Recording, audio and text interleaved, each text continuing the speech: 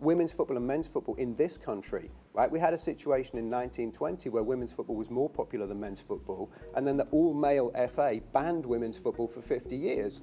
One product has been like completely banned from any dispersion into the culture for 70 years and then given no resources, and you've got another one that's had all of this cultural input.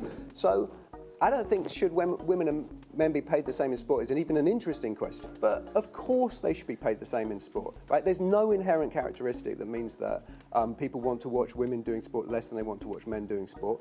All of the situation we find ourselves in is a result of really low media coverage, driving really low interest and attendance, driving really low commercial outcomes. And so actually the interesting question to ask is, how do we get to a point where women and men are paid the same in sport as quickly as we can? We're talking about what women's value is in society, right?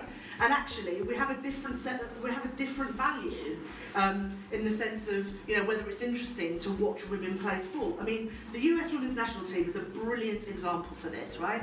They launched a gender discrimination suit against the US Soccer Federation on International Women's Day this year for equal pay. They have consistently been more successful than the US men's national soccer team. They've won more tournaments, they have better attendances, yet they're not paid the same. 8 years ago at the Women's World Cup, my other son and I were talking about this the other day, the standard was terrible.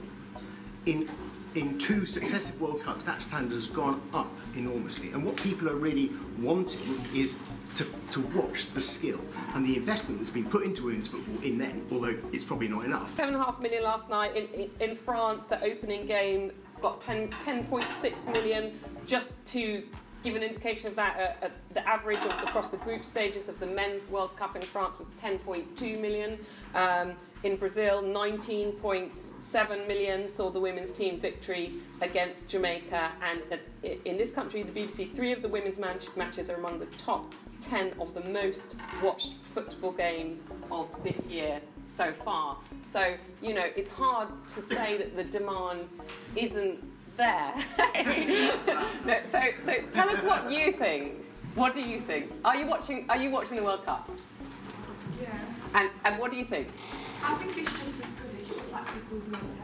They don't think women are as the endorsement. People don't think that they're the same just because they're women, or that they even when you're little, football is a boys' sport. People don't expect you to. When I was younger, I was told to do things like swimming or things that are more female orientated, but that doesn't mean that you should be discouraged to do something, or it should get less coverage or less pay just because of your gender. Is there football at your school? Is there girls' football? Yeah. There is. And do you feel it gets the same attention, investment? No, even the girls' team has 1 team over the whole school, and the boys have 3. They get different tournaments, different. Even in the corridors, there's more pictures of the boys. It's more. Sports is seems to be more a male-orientated sport when it's just the same. It just doesn't get enough recognition. And I'm going to go to some of the boys from your school. Do you think that's a fair point? Boys have multiple teams per year, and there are around 4 years in our school. So I remember in year 7, my year had 3 football teams, whereas the girls had to share with the other year. And the boys football teams had many more competitions, and I don't think that was fair, because when I was in primary school, there was a girl that I used to play with, and she was much better than most of the boys. She was probably top 3 in the whole school.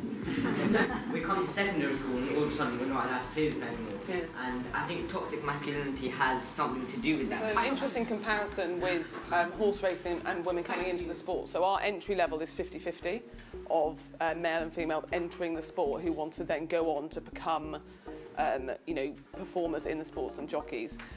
But coming back to your point within resources and what's there, and then also to the kind of role model and seeing people out there, if you're not seeing someone who can do that job, we all know that, doesn't matter if you're in sport or through the corporate landscape, if you don't see someone in a job at that height, you're not going to strive for it because you don't have the role model. I think in our school especially, I'm a netballer, so I've been playing since year 7, and up until year 11, I've won every single league. However, we were not once awarded, and when it came to we have an award ceremony every year, every other year, not once did we get like, oh, netball team won the year team of the year or anything like that. And I think ever since then, it's like netball hasn't been played by the younger years as much as like when I was younger. And it's just like I understand why like there's no effort being put into like given the opportunity and like the recognition that the females of our school should get, and especially at a younger age, I think like it needs to be like embedded into them.